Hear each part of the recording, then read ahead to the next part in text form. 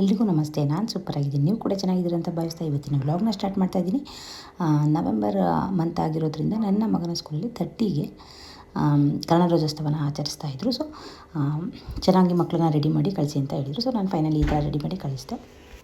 ಆಮೇಲೆ ಅಮ್ಮ ಕಾಲ್ ಮಾಡಿಬಿಟ್ಟು ನನ್ನ ಮಗಳಿಗೆ, ಅಂದರೆ ನನ್ನ ಮಗಳು ಅಲ್ಲ ಅಮ್ಮನ ಜೊತೆ ಇರೋದು, ಸೊ ಅಮ್ಮ ಅಲ್ಲೇ ಇಟ್ಕೊಂಡಿದ್ದಾರೆ, ನಂಗೆ ಬೇಜಾರಾಗುತ್ತೆ ಅಂತ ಹೇಳ್ಬಿಟ್ಟು ಹುಷಾರಿರಲಿಲ್ಲ ಅಂತೇಳಿ ಫೋನ್ ಮಾಡಿದರು. ಸೊ ನಾನು ಎಷ್ಟು ನಗ್ಸೋಕ್ಕೆ ಟ್ರೈ ಮಾಡ್ತೀನಿ, ಬಟ್ ಅವ್ಳು ನಗ್ತಾನೇ ಇಲ್ಲ. ಸೊ ಹಾಸ್ಪಿಟಲ್ಗೆ ಹೋಗ್ಬೇಡ ಅಂತ ಹೇಳ್ಬಿಟ್ಟು ಕರ್ಕೊಂಡು ಬಂದಿದ್ದೆ ನನ್ನ ಮಗಳನ್ನ. ದೇವಕೃಪಾ ಮಕ್ಕಳ ಚಿಕಿತ್ಸಾಲಯ ಅಂತ ಶಿವಮೊಗ್ಗದಲ್ಲಿದೆ. ಅಲ್ಲಿ ತುಂಬ ಚೆನ್ನಾಗಿ ಟ್ರೀಟ್ಮೆಂಟ್ ಕೂಡ ಚೆನ್ನಾಗಿರುತ್ತೆ. ನನ್ನ ಮಗ ಮತ್ತು ನನ್ನ ಮಗಳು ಇಬ್ಬರು ಕೂಡ ಇಲ್ಲಿಗೆ ಅಡ್ಜಸ್ಟ್ ಆಗಿಬಿಟ್ಟಿದ್ದಾರೆ. ಏನೇ ಒಂದು ಪ್ರತಿಯೊಂದು ಫೀವರ್ ಆಗಿರ್ಬೋದು ಅಥವಾ ಏನಾದರೂ ಆಗಿರ್ಬೋದು, ಬಟ್ ನಾನು ಇಲ್ಲಿ ಕರ್ಕೊಂಡೋಗಿ 1 ಡೇ 2 ಡೇಗೆ ಅವರು 1 ಡೇ ಸಾಕು, ಅಷ್ಟು ಬೇಗ ರಿಕವರಿ ಆಗಿಬಿಡ್ತಾರೆ. ಸೊ ನಾನು ಜಾಸ್ತಿ ಇಲ್ಲೇ ಕರ್ಕೊಬರೋದು ಇಬ್ಬರಿಗೂ. ಡಾಕ್ಟರ್ ಚಿನ್ಮಯ್ ಅಂತ ಹೇಳ್ಬಿಟ್ಟು ಸರ್ರು.